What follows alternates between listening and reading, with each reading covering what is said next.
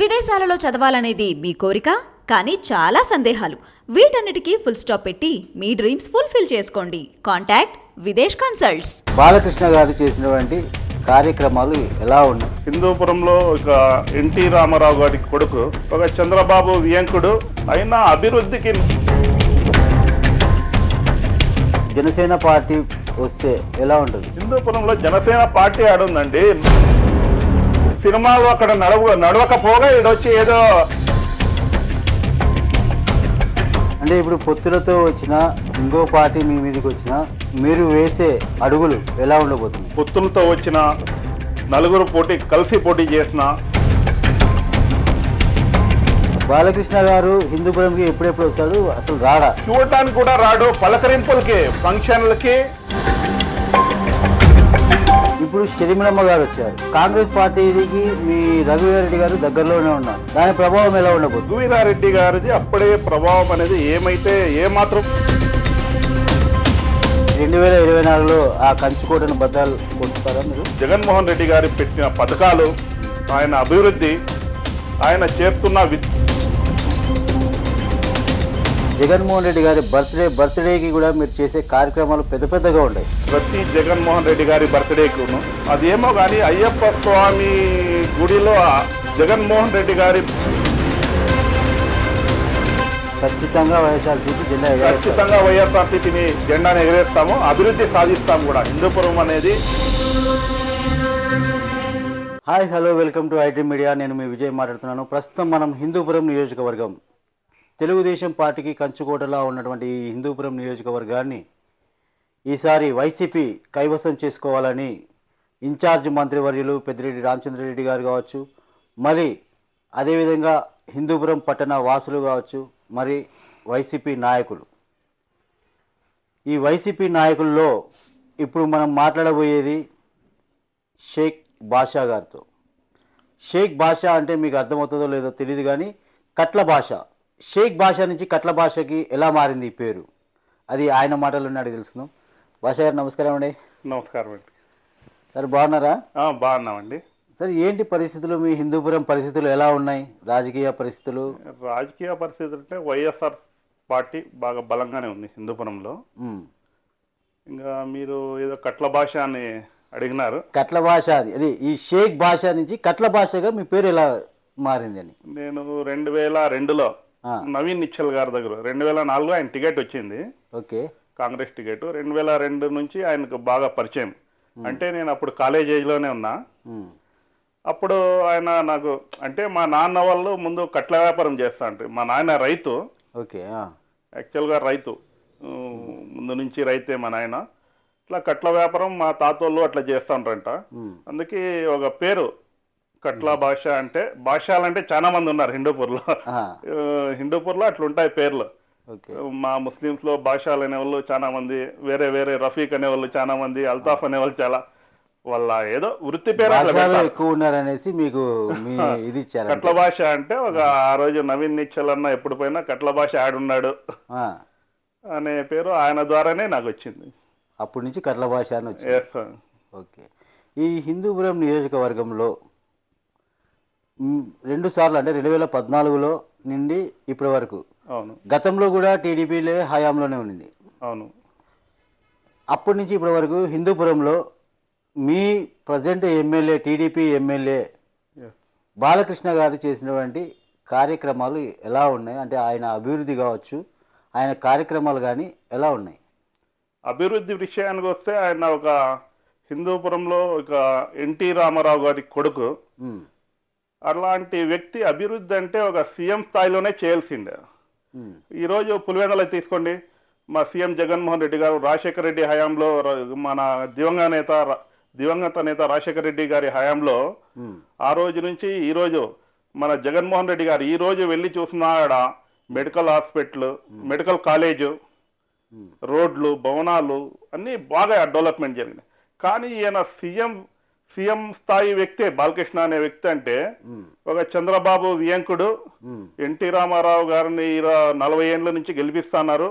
అయినా అభివృద్ధికి నోచుకొని హిందూపురంలో ఈరోజు రోడ్లు సరిగా లేవు, డ్రైనేజీ వ్యవస్థ సరిగా లేదు, కాలేజీలు లేవు మాకు, ఉమ్, ఉర్దూ కాలేజ్ లేదు. ఇట్లా సమస్యలు చాలా ఉన్నాయి హిందూపురంలో. అయితే అభివృద్ధికి అయితే నోచుకోలేదు. ఈరోజు మేము హాస్పిటల్కి వెళ్ళాలన్నా ఉమ్. బెంగళూరు వెళ్ళాలి, ఏదన్నా ప్రమాదం మీకు దగ్గర కాబట్టి వెళ్తున్నారేమో మీరు. దగ్గర కాబట్టి ఈడ వసతి లేదు కదా. ఉహు, ఏదో చిన్న ప్రెగ్నెంట్ డెలివరీ అన్నా కూడాను ఈరోజు సీరియస్ కేసు అయితే అనంతపూర్ అండ్ బెంగళూరు పంపిస్తారు. ఉమ్, మా ప్రజలు ఏం చేస్తారు, అనంతపూర్ కంటే బెంగళూరే బెస్ట్ కదా సిటీ అని అక్కడికి వెళ్తున్నారు. ఉహు. ఆ పరిస్థితి ఉంది హిందూపురంలో.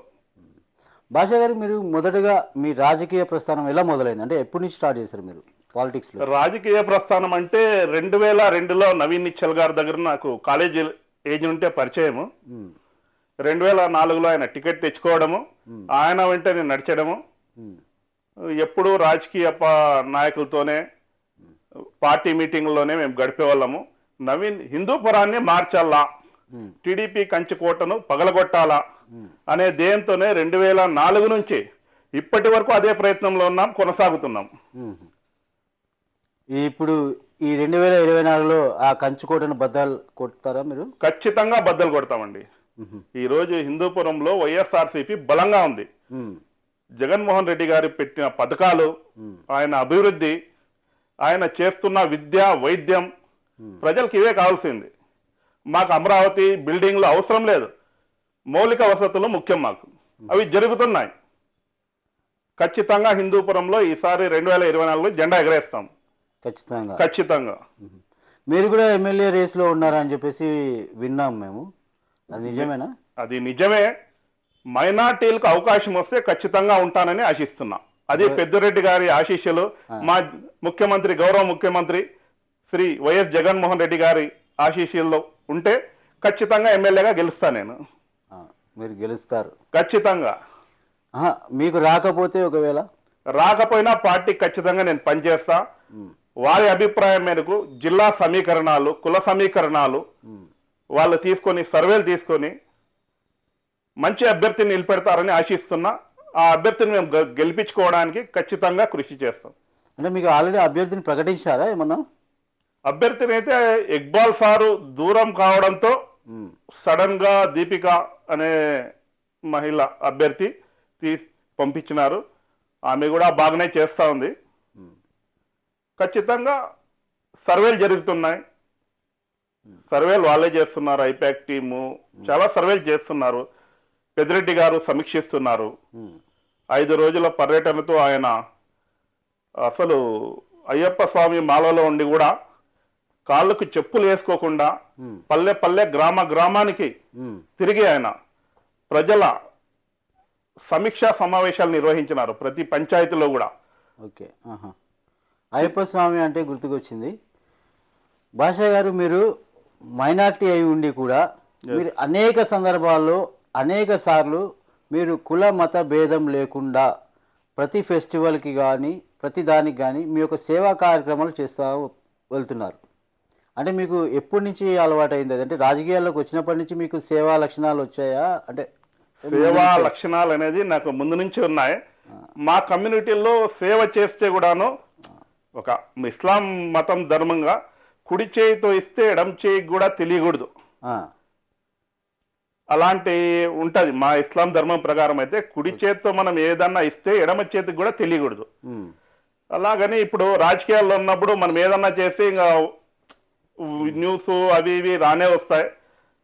దాని ద్వారా కొద్దిగా తెలుస్తూ ఉంటుంది. కాబట్టి ఒక 5% తెలిసిండొచ్చు బయట సేవా కార్యక్రమాలు, 90% తెలియకపోవచ్చు. అదే మీరు టెంపుల్స్లో చేశారు, అన్ని చోట్ల చేశారనమాట చాలాసార్లు. ఖచ్చితంగా. ఇది ఒక్క ఎత్తు అయితే, ప్రత్యేకంగా మీకు జగన్మోహన్ రెడ్డి గారు అంటే ఎందుకంత అభిమానం? జగన్మోహన్ రెడ్డి గారి బర్త్డేకి కూడా మీరు చేసే కార్యక్రమాలు పెద్ద పెద్దగా ఉంటాయి, ఎందుకు అలాగా? ప్రతి జగన్మోహన్ రెడ్డి గారి బర్త్డేకును అయ్యప్ప స్వామి, అదేమో కానీ అయ్యప్ప స్వామి గుడిలో జగన్మోహన్ రెడ్డి గారి బర్త్డే రోజే అయ్యప్ప స్వాములు ఉంటారట. ఆ సీజన్ అప్పుడే వస్తుంది. అది జగన్మోహన్ రెడ్డి గారి చేసిన అదృష్టమో లేదంటే మేం చేసుకున్న అదృష్టమో. ఆ బర్త్డేకి అక్కడ కొన్ని వేల మంది భోజనాలు చేస్తుంటారు. ఆ అన్నదాన కార్యక్రమం అంటే అక్కడ ప్రతి కులం వాళ్ళు కూడా మాల ధరిస్తారు. అందరూ ఉంటారట, చిన్న పెద్ద తేడా లేకుండా ప్రతి ఒక్కరూ ఉంటారు. అలాంటి సందర్భంలో మనము జగన్మోహన్ రెడ్డి గారు ఒక 25 ఏళ్ళు కనీసం ముఖ్యమంత్రిగా ఉండాలని ప్రత్యేక పూజా కార్యక్రమం ఏర్పాటు చేస్తాం. తర్వాత అన్నదాన కార్యక్రమాన్ని ఏర్పాటు చేస్తాం. ఇది ప్రతి సంవత్సరం కూడా నేను కంటిన్యూగా చేస్తున్నా. అంటే ఎందుకు జగన్మోహన్ రెడ్డి గారి మీద అంత ప్రేమ ఏమేమి? అంటే వైఎస్ ఫ్యామిలీ మీదే ప్రేమ. అంటే వైఎస్ రాజశేఖర రెడ్డి గారు మాకు ఆ రోజుల్లోనే 5% రిజర్వేషన్ ఇచ్చినారు, 4% రిజర్వేషన్. ఓకే. ఈరోజు ముస్లిం మైనార్టీ పిల్లలు ఎంతో మంది ఇంజనీర్లు, డాక్టర్లు అయినారు ఆ రిజర్వేషన్తో. 4% రిజర్వేషన్తోనే ఎంతో మంది పెద్ద పెద్ద చదువులు చదువుకున్నారు. అలాంటి వ్యక్తికి మనము ఇంకోటి, జగన్మోహన్ రెడ్డి గారు, రాజశేఖర రెడ్డి గారి ఫ్యామిలీ కానీ వైఎస్ ఫ్యామిలీ కానీ ముస్లింలు అంటే అంత అభిమానం వాళ్ళకు. మేము కూడా అలానే ఉండాలనే మా ఆకాంక్ష. మరి చాలామంది, కొంతమంది ఇప్పుడు టీడీపీలో చంద్రబాబు నాయుడు మొన్న అంతా ఆయన యాత్రల్లో చెప్తున్నాడు మైనార్టీస్కి ఏం చేసినారు అనేసి. మైనార్టీస్ మరి చంద్రబాబు నాయుడు అడుగుతున్నాడు, మీరేం చెప్తారు దానికి? చంద్రబాబు నాయుడు ఏం చేసినాడు? ఆ రోజు తిరుపతిలో చెప్పినారు కదా, నారా హమారా ఏదో ప్రోగ్రాము, అక్కడ వాళ్ళని అరెస్ట్ చేయించినాడు మీ మైనార్టీస్ని. ఓకే. ఈ రోజు మా ముఖ్యమంత్రి జగన్మోహన్ రెడ్డి గారు 5 ఎమ్మెల్యే సీట్లు ఇస్తే 4 గెలిస్తే, ఇంకొకటి గెలిచకపోయినా మా ఎమ్మెల్సీ ఇక్బాల్ సార్ గారిని వెంటనే ఎమ్మెల్సీ ప్రకటించినారు. ఒక డిప్యూటీ సీఎం ఇచ్చినారు, ఎంతో మంది చైర్మన్లు ఉన్నారు, మంచి మంచి పదవులు ఇచ్చినాడు. చంద్రబాబుని చెప్పమనండి ఎన్ని పదవులు ఇచ్చినాడు? ఈ 2024 ఎలక్షన్కి ఎన్ని ఇస్తాడు? జగన్మోహన్ రెడ్డి గారు చూస్తున్నారు, జగన్మోహన్ రెడ్డి గారు ఎన్ని ఇచ్చినారు, చంద్రబాబు గారు ఎన్ని ఇస్తారు? మరి వాళ్ళు ఎందుకు అంత గొంతు చించుకొని మాట్లాడుతున్నారు? అది పెయిడ్ ఆర్టిస్టులతో మాట్లాడిస్తున్నాడే తప్ప నిజమైన ముస్లిం మైనార్టీ నాయకుడు ఎవరు కూడా చెప్పలేరు ఆ మాట. పెయిడ్ ఆర్టిస్టులు ఉంటారండి, వాళ్ళతో మాట్లాడిస్తారు. దాన్నంతా ఏదో ముస్లింలు మాట్లాడుతున్నారని చేయడం అది తప్పు. మేము పూర్తిగా రాష్ట్రంలో ఎంతమంది మైనార్టీలు, ముస్లిం మైనార్టీలు ఉండారో జగన్మోహన్ రెడ్డి గారి మీద. ఇదే కాకుండా ఎన్ఆర్సీ విషయం వచ్చింది, దాంట్లో దేశమంతా ఏదో ముస్లింలు పంపించేస్తారు అది ఇది అని చాలా స్ట్రైక్లు, బంద్లు అవి ఇవి చేస్తున్నారు. దాంట్లో నేను కూడా మా హిందూపురంలో చేసినాను. జగన్మోహన్ రెడ్డి గారు, నేనున్నాను మీకు అండగా, మీకేం కానివ్వను. జగన్మోహన్ రెడ్డి అనే ఉండే వరకు ముస్లిం మైనార్టీలు ఎటువంటి ఇబ్బంది పడాల్సిన అవసరం లేదని కడపలో ఆయన డైరెక్ట్ ప్రకటించినాడు. నేను ఉండే వరకు ఏ ముస్లింకి ఇబ్బంది కాకూడదు అని. దేశంలో ఎవరు ప్రకటించలే, మొట్టమొదటి ముఖ్యమంత్రి ప్రకటించినాడు మాకు. ఇంకా అంత అండగా ఉన్నాడు మా మైనార్టీలకు జగన్మోహన్ రెడ్డి గారు. అందుకని జగన్మోహన్ రెడ్డి గారు అంటే మీకు అంత ప్రేమ? ఖచ్చితంగా. అది అంటే రాజశేఖర రెడ్డి గారిని అంటే రాజశేఖర రెడ్డి గారితో పాటు మీరు నడిచారు అప్పట్లో? ఖచ్చితంగా నడిచినాం కదా, రాజశేఖర రెడ్డి గారితో కలిసినాము. ఇంకోటి 2005లో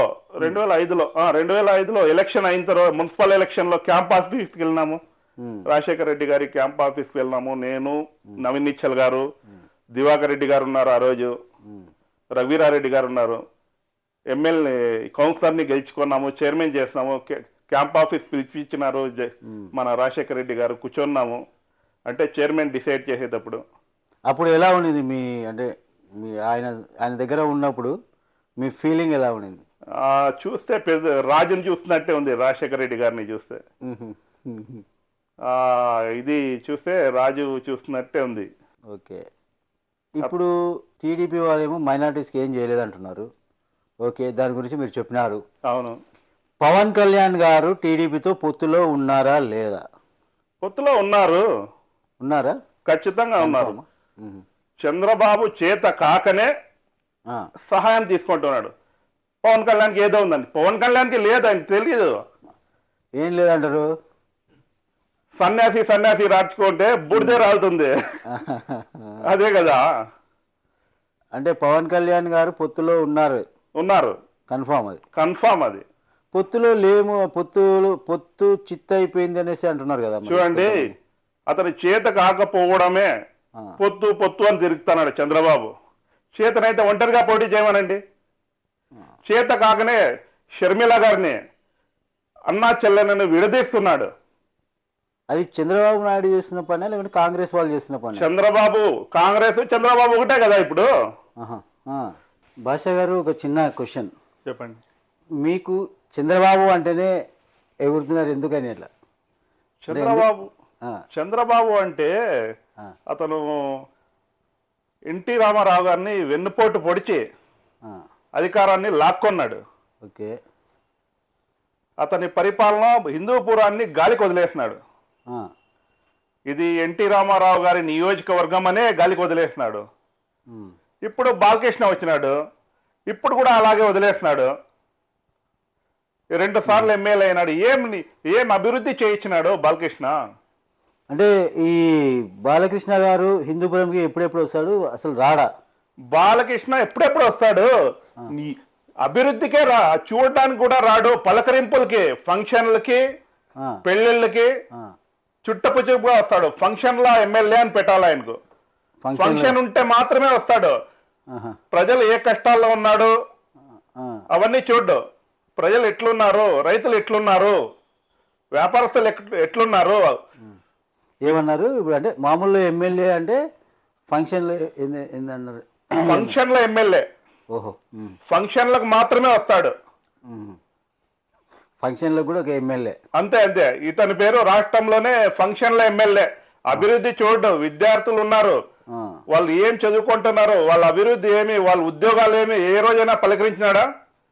ఇక్కడ ఇంత పెద్ద ఇండస్ట్రియల్ ఉంది, దాని సమస్యలు ఎప్పుడైనా చూసినాడా ఒక ఎమ్మెల్యేగా? చూడలే, ఈ రోజుకి ఎప్పటికీ చూడలే. ఫంక్షన్ ఏదన్నా పెళ్ళో ఏదన్నా ఫంక్షన్ ఉంటే ఫంక్షన్ మాత్రం వస్తాడు. దట్ ఈస్ ఫంక్షన్లో ఎమ్మెల్యే బాలకృష్ణ. అంతే. అంతే. ఇప్పుడు 2024లో ఈ కంచుకోటను బద్దలు కొట్టి మీరు అధికారంలోకి రాబోతున్నారు కదా, మీ పార్టీలోనే అసమ్మతి ఉంది అంటున్నారు, ఇది నిజమా కాదా? మాది వైఎస్ఆర్సీపీ కుటుంబం.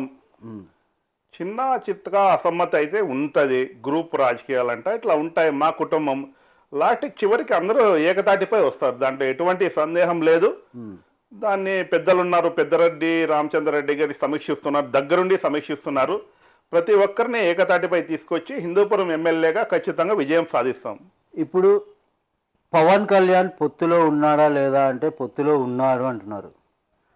ఇప్పుడు షర్మిలమ్మ గారు వచ్చారు కాంగ్రెస్ పార్టీ తరఫున. కాంగ్రెస్ పార్టీకి మీ రఘువీరారెడ్డి గారు దగ్గరలోనే ఉన్నారు, అవును. ఓ 35 కిలోమీటర్ల దూరంలోనే ఉన్నారు. దాని ప్రభావం ఎలా ఉండబోతుంది? రఘువీరారెడ్డి గారిది అప్పుడే ప్రభావం అనేది ఏమాత్రమూ లేదు. ఇప్పుడు షర్మిలమ్మ గారు వచ్చినారు. షర్మిలమ్మ గారు ఈ వెనకాల ఎవరున్నారు? చంద్రబాబు నాయుడే కదా.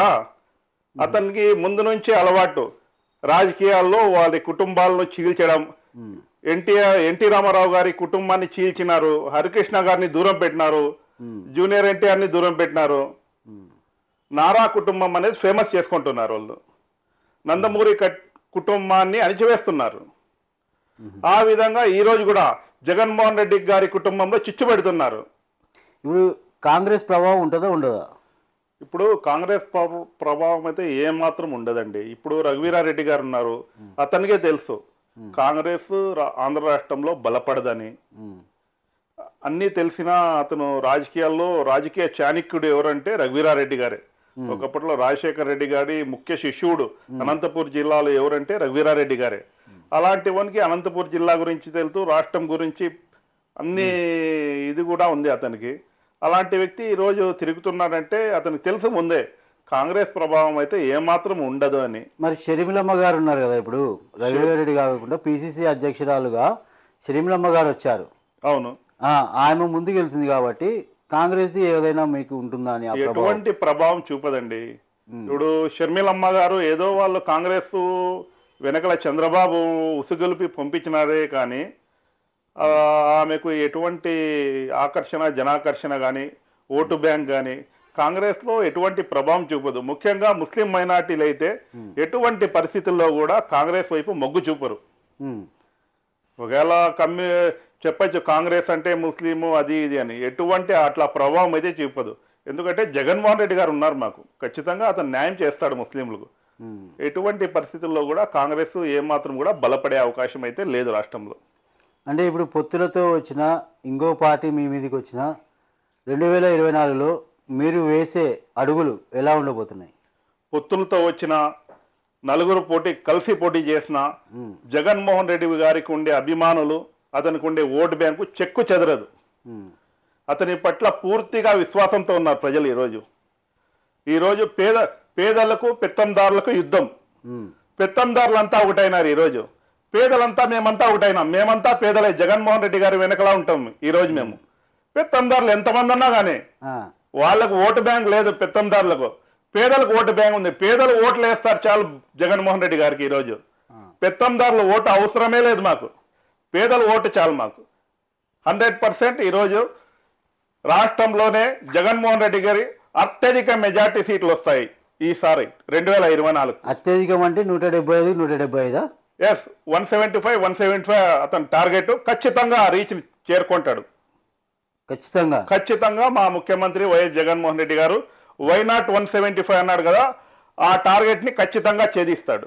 ఛేదించడానికి ఉన్నటువంటి మీ దగ్గర ఈ ఆయుధాలు ఏంటివి? మాకు పేదలే మా ఆయుధం.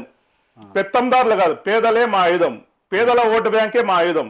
మేము పెత్తందారులతో జగన్మోహన్ రెడ్డి గారు పేదల వైపే చూస్తున్నాడు కానీ ఎక్కడ కూడా పెత్తందారుని ప్రోత్సహించడం లేదు. ఈరోజు సీట్లు పంచినాడు మడక్సిర కానీ సింగనమల్ల కానీ పేదలకే ఇస్తున్నాడు, పెత్తందారులకు ఇవ్వట్లేదు. అందరికీ సమానం చేస్తున్నాడు. అలాంటి విషయంలో మా ముఖ్యమంత్రి జగన్మోహన్ రెడ్డి గారు ఎప్పుడూ పేదల ముఖ్యమంత్రే, పెత్తందారుల ముఖ్యమంత్రి కాదు. సంక్షేమం ఈరోజు చూస్తే సంక్షేమ పథకాలు, అమ్మఒడి, ప్రతి ఒక్క సంక్షేమం, సంక్షేమ పథకాలంటే కరోనా సమయంలో ఒక్క 10,000 ఇవ్వాల్సిన ఎవరు అప్పు ఇచ్చే పరిస్థితి లేదు. చంద్రబాబు హయాంలో ఏం నడిచిందండి? చైన్ లింక్ ఫైనాన్సులు పెట్టినాడు అతను చంద్రబాబు. డ్వాక్రా మహిళల్ని టార్గెట్ చేసినాడు. ఎక్కడైతే డ్వాక్రా మహిళలు ఉంటారో అక్కడ ఒక ఫైనాన్స్ ఏర్పాటు చేసి 10,000కు 1,000 రూపాయలు పట్టుకొని ఇచ్చే ఫైనాన్స్ చంద్రబాబు వెనక ఉండి నడిపించినాడు. అది డ్వాక్రా మహిళల్నే టార్గెట్ చేసినాడు చంద్రబాబు. 10 మంది డ్వాక్రా మహిళలు ఉంటే 1,00,000 రూపాయలు ఇచ్చేది, 10,000 పట్టుకునేది. ఇట్లాంటి నీచ బుద్ధి గల చంద్రబాబు నాయుడు డ్వాక్రా మహిళల్ని వాళ్ళ రక్తాన్ని తాగినాడు చంద్రబాబు. ఈ రోజు చూస్తున్నారు జగన్మోహన్ రెడ్డి గారు పేదలకు, ప్రతి పేదవాడికి అతను ఏదో విధంగా ముందుకు రావాలి, ఆర్థికంగా బలపడాలి, విద్యాబుద్ధులు నేర్పించాలి పిల్లలకని అన్ని విధాలా ప్రోత్సాహం చేస్తున్నాడు జగన్మోహన్ రెడ్డి గారు. ఈరోజు విద్యాబుద్ధులు డెవలప్మెంట్ జరగలేదు, అభివృద్ధి జరగలేదు. ముందు చదువుకుంటే కదా పిల్లలు అభివృద్ధి, దేశ అభివృద్ధి ముందు ఉండాలి అంటే ముందు ఆర్థికంగా కాదు, విద్యాబుద్ధులు ముఖ్యం. ఈరోజు మంచి విద్య నేర్చుకుంటే ఈడ హిందూపూర్లో కాకుంటే ఆంధ్ర రాష్ట్రం కాకుంటే వేరే దేశంలో పోయినా కూడా బతకగలుగుతాడు అతను. ఇక్కడ బతకడానికి చదువు ముఖ్యం కదా. విజన్ ఉన్న ముఖ్యమంత్రి ఎవరంటే మా వైఎస్ జగన్మోహన్ రెడ్డి. ఇంకో 20 సంవత్సరాలకు స్కూళ్ళన్నీ బాగా కార్పొరేట్ కంటే ఇంకా ఎక్కువ బాగా విద్య నేర్పించాలనే ఆకాంక్షతోనే అతను. ఏమన్నారు? విజన్ ఉన్న ముఖ్యమంత్రి. విజన్ ఉన్న ముఖ్యమంత్రి జగన్మోహన్ రెడ్డి గారు. చంద్రబాబు నాయుడు గారు ఏమంటున్నారంటే పాయిజన్ జగన్మోహన్ రెడ్డి, విజన్ ఉన్న ముఖ్యమంత్రి చంద్రబాబు నాయుడు అంటున్నారు వాళ్ళు. వాళ్ళ టీడీపీ తమ్ముళ్ళు ఏదో చెప్తారండి పాయిజన్ జగన్ అది ఇది అని. ఈ రోజు చూస్తున్నాం ఒక గ్రౌండ్ లెవెల్ నుంచి పిల్లల్ని ఎట్లా ముందు విద్యాబుద్ధులు ఎట్లా నేర్పించాలి. వాళ్ళకి ఇంగ్లీష్ మీడియం కావాలా, వాళ్ళకి సిబిఎస్ఈ కాకుండా ఇంకా అప్గ్రేడ్ ఉన్న సిలబస్ కూడా మొన్న చెప్పినారు నేషనల్ మీడియాలో. ఐసిఎస్సి స్థాయి సిలబస్ ను నేను తీసుకొని పోతున్నాను. ఐసిఎస్సి అంటే చంద్రబాబుకి తెలియదు, వాళ్ళ పిల్లల్ని చదివించుకుంటాడు. పేద పిల్లల్ని ఎవరండి చదివిస్తారు? ఈ రోజు జగన్మోహన్ రెడ్డి ప్రతి పేద పిల్లాడు కూడా మంచి చదువులు చదివి అతను ఉద్యోగాలు అభివృద్ధి ఇక్కడ కాదండి, మంచి చదువు అంటే ఇక్కడ కాకుంటే దేశంలో ప్రపంచంలో ఎక్కడైనా ఉద్యోగాలు వస్తాయి. ఈడే అభివృద్ధి జరగాల, ఈడే ఉద్యోగం చేయాలనేది ఇప్పుడు అంతా కాన్సెప్ట్ లేదు కదా. మంచి విద్యాబుద్ధులు ఉన్నాడు ఇక్కడ కాకుంటే అమెరికా కాకుంటే లండన్ అవుట్ ఆఫ్ ఎక్కడైనా చదువుకుంటాడు. అతనికి విద్యాబుద్ధినే లేకుంటే ఇక్కడ కూడా జగన్మోహన్ రెడ్డి గారి ఆలోచన విధానం ఎలా ఉంది? జగన్మోహన్ రెడ్డి గారు ఈరోజు ఆలోచన విధానం చూసుకుంటే భవిష్యత్తులో పిల్లలకి ఏం కావాలా, విద్యార్థులకు ఏం కావాలా, వైద్యం ఎట్లా అందించాలా అనే దాని మీద పూర్తిగా దృష్టి పెట్టినారు. ఈరోజు చూస్తున్న విద్యా విధానంలో ఎటువంటి నాడు చూసుకుంటే గతంలో చూసుకుంటే స్కూల్ ఎలా ఉండేవి, ఈరోజు స్కూల్ ఎలా ఉన్నాయి, దాని మీద పూర్తిగా ఫోకస్ పెట్టినాడు జగన్మోహన్ రెడ్డి. ఈరోజు చూస్తున్నాం ఇంగ్లీష్ మీడియం. చంద్రబాబు చూస్తే ఇంగ్లీష్ మీడియం వద్దంటాడు. ఈరోజు జగన్మోహన్ రెడ్డి గారు ఇంగ్లీష్ మీడియంతోనే మన భవిష్యత్తు బాగుపడుతుంది అంటున్నారు. అది వాస్తవం 100%. ఈరోజు ఇంగ్లీష్ ఉంటేనే ప్రతి ఒక్కరికి ఉద్యోగాలు వచ్చేది. అలాంటి పరిస్థితుల్లో ఈరోజు చూస్తున్నాము ముఖ్యంగా మనం జగన్మోహన్ రెడ్డి గారు చూస్తున్నారు విద్యా విధానంలో ముందు చూపు పూర్తిగా అతనికి మన పిల్లలు బాగుండాలా, మన భవిష్యత్తు బాగుపడుతుంది అనే దానిపైనే దృష్టి పెట్టినాడు. ఇంకోటి వైద్యంలో చూస్తున్నారు ఈరోజు ఆరోగ్యశ్రీ ఎలా ఉంది, ఇంతకు ముందు ఎలా ఉండేది చంద్రబాబు పీరియడ్ ఉన్నప్పుడు. ఈ రోజు చూడండి 25 లక్షల రూపాయలు ఇస్తున్నాడు. ప్రతి ఏదైనా చేయించుకోండి మీరు, ఎన్నో విధాల అమలు చేస్తున్నాడు. అలాగా ఉంది ఈరోజు విద్యా విధానం. భాషా గారు, ప్రస్తుతం మీ హిందూపురం నియోజకవర్గంలో అసమ్మతిని ఏ విధంగా మీరు కలుపుకొని వెళ్తారు ముందుకి? వైఎస్ఆర్సీపీ కుటుంబం దీంట్లో చిన్న చిన్న మనస్పర్ధలు ఉండొచ్చు. నాకు ప్రాధాన్యత ఇవ్వలేదని, నాకు పదవి ఇవ్వలేదనో అలాంటి చిన్న చిన్న ఇవి ఉండొచ్చు, కానీ అందరూ కలిసి పనిచేస్తారండి. ఓకే, మొత్తానికి హిందూపురంలో మైనారిటీ శాతం ఎన్ని ఓట్లు ఉండొచ్చు? మైనార్టీలో మెజార్టీ స్థానంలో ఉన్నారు. ఇప్పుడు హిందూపురం మండలంలో తీసుకుంటే మున్సిపాలిటీ అండ్ మండలంలో 60,000 పైన ఓట్లు ఉన్నాయి. అలాగే లేపాక్షి మండలంలో తీసుకుంటే 10,000 పైన ఓట్లు ఉన్నాయి. చిలమత్తూరు మండలంలో 20,000 పైన ఓట్లు ఉన్నాయి. సుమారుగా మెజార్టీ స్థానంలో ఓటు శాతం మన ముస్లిం మైనార్టీలది ఉందండి. అంటే ఈ మైనార్టీస్ ఎటువైపు అంటారంటే? మైనార్టీస్ పూర్తిగా జగన్మోహన్ రెడ్డి వైపే ఉంటారు, వైఎస్ఆర్సీపీ పార్టీ వైపే ఉంటారు ఖచ్చితంగా. చంద్రబాబు సైడ్ ఉండరంటారు? చంద్రబాబు సైడ్ ఎట్లా ఉంటారండి, అతను ఏం చేసినాడనే ఉంటారు చెప్పండి. ఇంతవరకు మైనార్టీలకి హిందూపురంలో ఏదైనా పదవి ఇచ్చినాడంటే అది ఏది మన వైస్ చైర్మన్ ఇవ్వడానికి కూడాను చివరి 3 నెలల్లో వైస్ చైర్మన్ ప్రకటించినాడు ఒక ముస్లిం మైనార్టీకి. అంతవరకు పూర్తి 5 ఏళ్ల కాలంలో ఒక్క పదవి ఇవ్వలే చంద్రబాబు. ఈ రోజు జగన్మోహన్ రెడ్డి చూడండి, మైనార్టీలని మన ఎమ్మెల్సీ గారిని ఓడిపోయిన వెంటనే ఎమ్మెల్సీ ఇచ్చినాడు, అలాగే వైస్ చైర్మన్ ఇచ్చినాడు, మెజార్టీ స్థానంలో కౌన్సిలర్లు ఉన్నారు, ఎన్నో పదవులు ఇచ్చినాడు హిందూపురంలో. అలాగే రాష్ట్ర వ్యాప్తంగా చూసినా కూడా జగన్మోహన్ రెడ్డి గారు మైనార్టీల పట్ల చాలా ప్రత్యేక దృష్టి చూస్తున్నాడు, మంచి చేస్తున్నాడు, అన్ని పదవులు ఇస్తున్నాడు, అన్ని రంగాల్లో ముందుకు పోవడానికి ప్రోత్సహిస్తున్నాడు. ఇప్పుడు హిందూపురంలో జనసేన పార్టీ ఒంటరిగా, అంటే జనసేన పార్టీ వస్తే ఎలా ఉంటుంది? హిందూపురంలో జనసేన పార్టీ ఆడుందండి. నోటాకు పడినన్ని ఓట్లు పడుతున్నాయి. లాస్ట్ టైం చూస్తున్నారు కదా, నోటాకు ఎన్ని పడినాయి? 2,000 పడితే ఇంకో 200-300 ఎక్కువ పడి ఉండొచ్చు అంతే. వాళ్ళకు ఇప్పుడు బూతులు 250 బూతులు ఉన్నాయి. దాంట్లో ఉన్న వాళ్ళు కూడా వేయట్లేదే, బూత్ ఏజెంట్లు కూడా వాళ్ళకి ఓట్లు వేయట్లేదు జనసేనకే. ఇప్పుడు 250 బూతులు ఉంటే దాంట్లో ఇద్దరు బూత్ ఏజెంట్లు ఉంటే వాళ్ళ ఫ్యామిలీ ఓటు వేస్తే ఎన్ని ఓట్లు అవుతాయి? 5,000, 6,000, 10,000 ఓట్లు అవుతాయా? మరి అవి కూడా పడట్లేదే.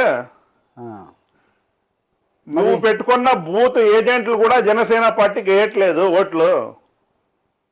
మరి పొత్తు బలపడుతుందా లేదంటే ఎట్లా? పొత్తులే చిత్తులే ఏందుందండి. ఇప్పుడు పవన్ కళ్యాణ్ ఉన్నాడు, సినిమాలు అక్కడ నడవకపోగా ఈడొచ్చి ఏదో రాజకీయాల్లో ఏదో సంపాదించుకుందామని వచ్చినాడే గాని ప్రజలకు సేవ చేద్దామనే మనస్తత్వం అయితే అతనికి లేదు. దాన్ని చంద్రబాబు ఏదో బూతుగా బొమ్మగా చూపించి పవన్ కళ్యాణ్ చాలా ఫాలోయింగ్ ఉంది, జనాలు బాగా వస్తారు, చూసేకొస్తారు, ఓట్లు లేరు, పిల్లలు వస్తారు చూసేకి, ఓట్లు వేయరు కదా.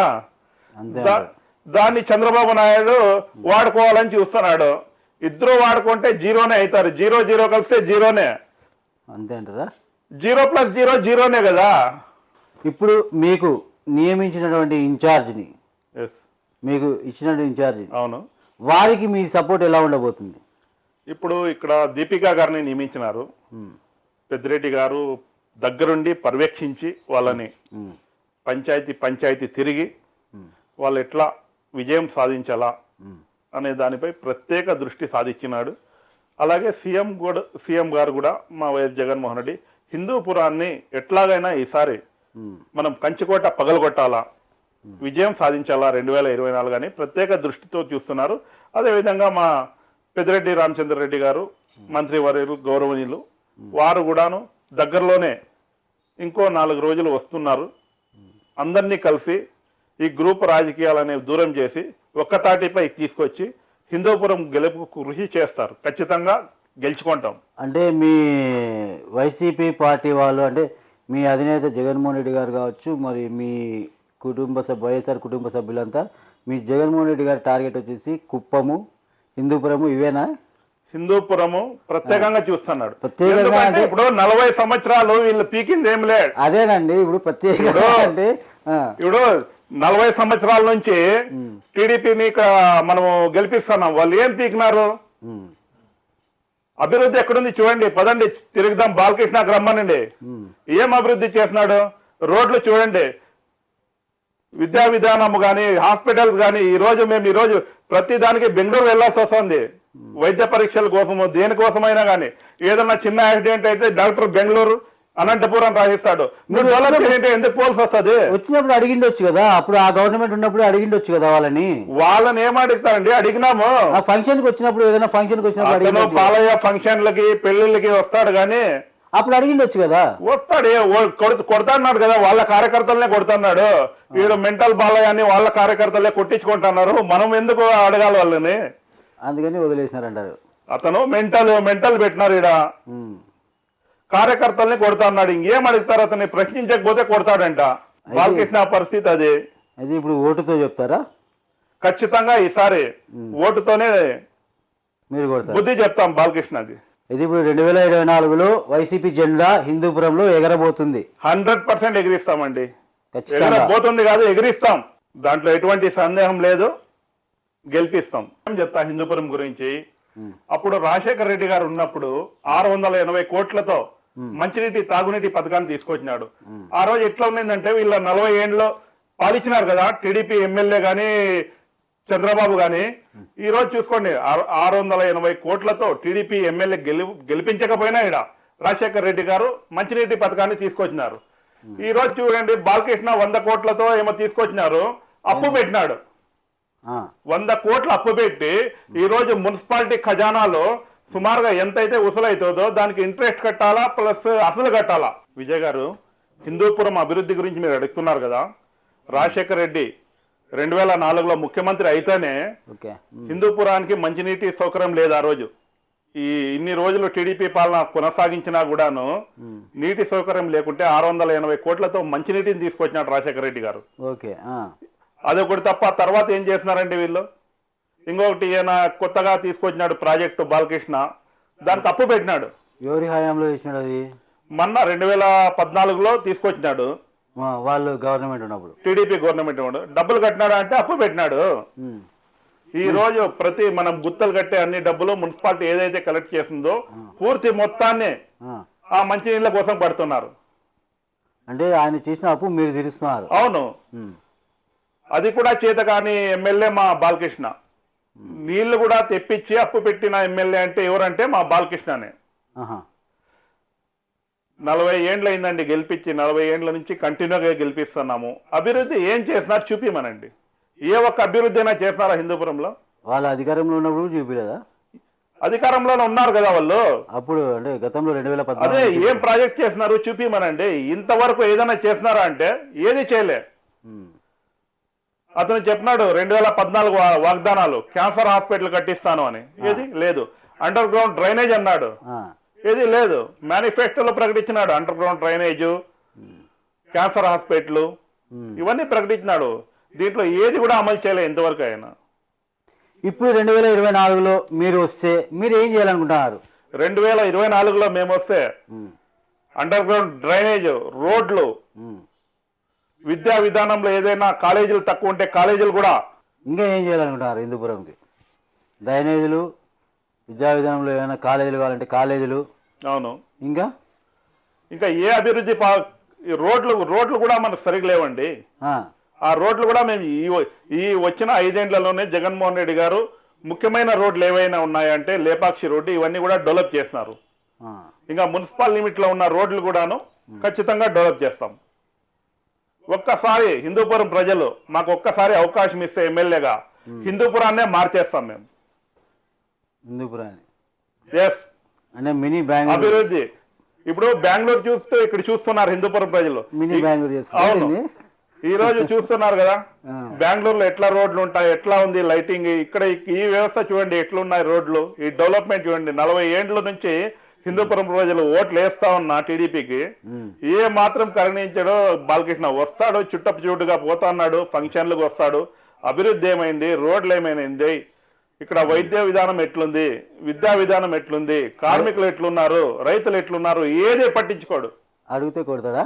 అడిగితే కొడతాడు, వాళ్ళ కార్యకర్తలనే కొడతాడు. అలాంటి వ్యక్తి బాలకృష్ణ. మెంటల్ బాలకృష్ణని ఎమ్మెల్యే చేసి మనం ఏది అడిగితే ఏది ఇస్తారండి? ఇప్పుడు వాళ్ళ కుటుంబం తరపున ఆయన కాకుండా వేరే వాళ్ళు ఎవరు వచ్చినా అదే విధంగా ఉంటుందా లేకుంటే ఎట్లా? ఇప్పుడు 40 ఏండ్లలో ఎన్టీఆర్ గారు ఉన్నప్పుడు కొద్దిగా అభివృద్ధి జరిగింది, ఎన్టీ రామారావు గారు ఉన్నప్పుడు. దాని తర్వాత ఎవరైతే హరికృష్ణ కానీ, ఈయన అతని పీరియడ్లో ఉన్న రంగనాయకులు కానీ, అతని పీరియడ్లో ఉన్న అబ్దుల్ గని కానీ, అతని పీరియడ్లో 2 సార్లు బాలకృష్ణ కానీ టీడీపీ హయాంలో ఎక్కడ అభివృద్ధి జరిగింది? మీరు ఏం ప్రాజెక్టులు తీసుకొచ్చినారు? ఎన్ని కాలేజీలు కట్టినారు? ఇది చూపిమనండి. ఏమీ లేదు. మనం ఏదన్నా మంచి స్కూల్ పోవాలన్నా వేరే కర్నూలుకో తిరుపతికో వెళ్లాల్సిందే కాలేజ్కి.